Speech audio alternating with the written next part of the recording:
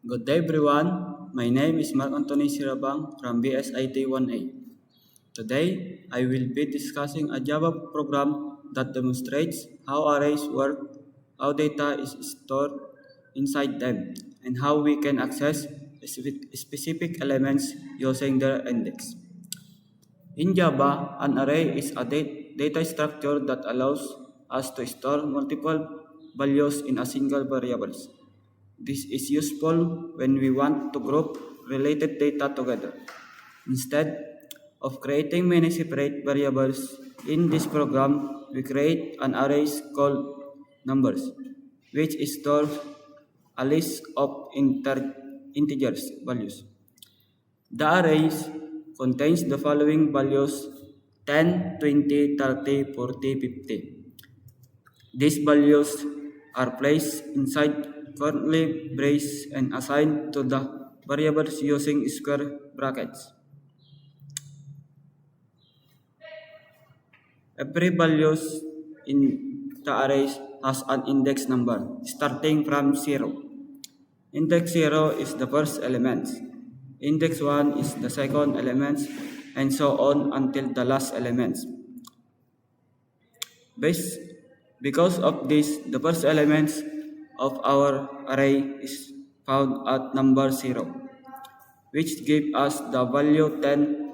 In the program, we display this by writing. Next, the program prints the last element, which is located at index 4. This is because our array has 5 elements and the final index is always length 1. Is the case, the last element is 50 and we access it using.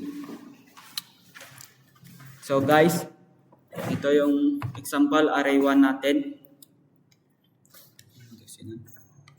Public static void main string. Yung integers natin, numbers 10 to 50. 10, 20, 30, 40, 50.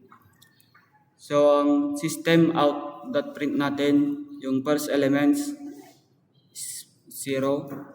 And yung last elements is number 4. So, paano natin makukuha yung answer na first elements is 10 and yung last elements is 50? Ganito kasi yan. Kapag magbibilang tayo sa 10 to 50, ang unang bilang doon, yung 10 is 0, yung 20 is 1, 30 is 2, 40 is 3, 50 is 4. Kaya yung first element natin, number 0 is 10. Kaya yung first elements natin, answer is 10. Saka yung last is number 4, so yung 50. Kaya yun, last elements natin is number 50. So guys, proceed tayo sa array 2. So ang array 2 natin guys is public static void main string bibilhin. So ito yung example natin guys. String bibilhin, shoes, pants, t-shirts, brief, cap.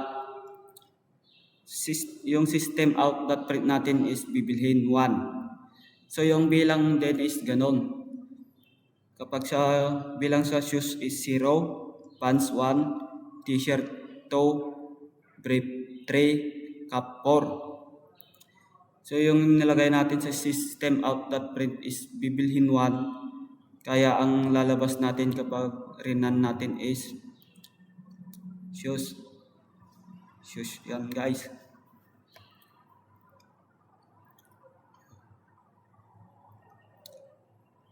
Pero kapag ay pants pala. Sorry. Baliktad. Kapag pinalitan natin ng toe, ang lalabas ay t-shirt. Ganun pala guys. Sorry, kamali.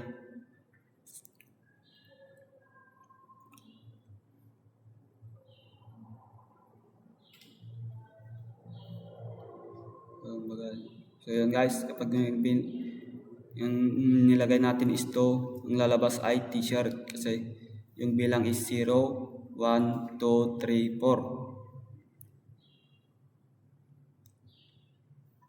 So yun lang guys. Thank you for watching.